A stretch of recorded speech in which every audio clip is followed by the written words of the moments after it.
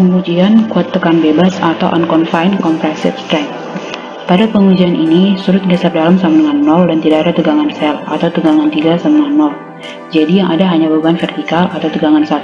Dengan kata lain, pada pengujian UCS, harga tegangan aksial maksimum yang dapat ditahan oleh benda uji silindris, dalam hal ini sampel tanah, sebelum mengalami keruntuhan geser. Kemudian, tujuan dari pengujian kuat tekan bebas yaitu untuk mengetahui besar tegangan aksial maksimum yang dapat ditahan oleh tanah sebelum mengalami keruntuhan geser. Parameter yang didapatkan yaitu kekuatan geser undrain atau CU dan derajat kepekaan atau degree of sensitivity.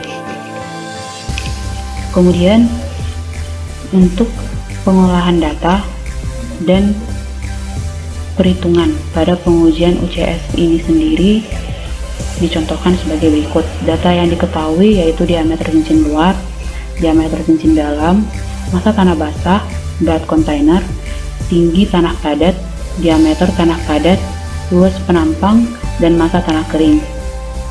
Kemudian akan didapatkan data hasil percobaan pada kondisi asli dari tanah undisturbed dan setelah mengalami pergeseran atau remolding.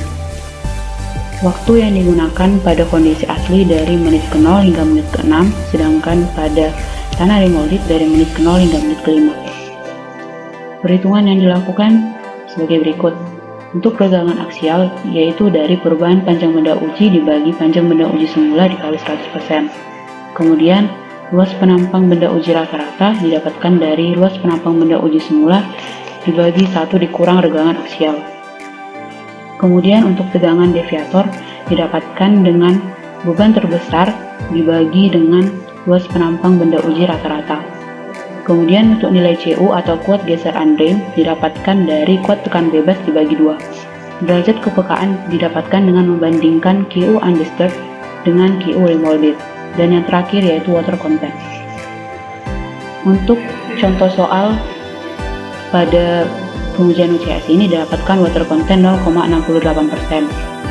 Kemudian dilakukan dengan menghitung regangan aksial, dilanjutkan dengan menghitung luas penampang rata-rata, kemudian lanjutkan dengan menghitung tegangan deviator, dan lalu menghitung kuat geser undrain.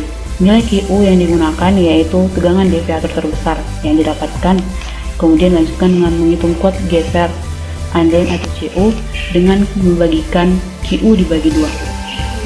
Hal yang sama juga dilakukan untuk sampel remolded, yaitu untuk regangan aksial, untuk penampang benda uji rata-rata, menghitung tegangan deviator, kemudian kuat geser remolded. Setelah diketahui QU undisturbed dan QU remolded, akan didapatkan derajat kepekaan. Tabel hasil perhitungan yaitu sebagai berikut.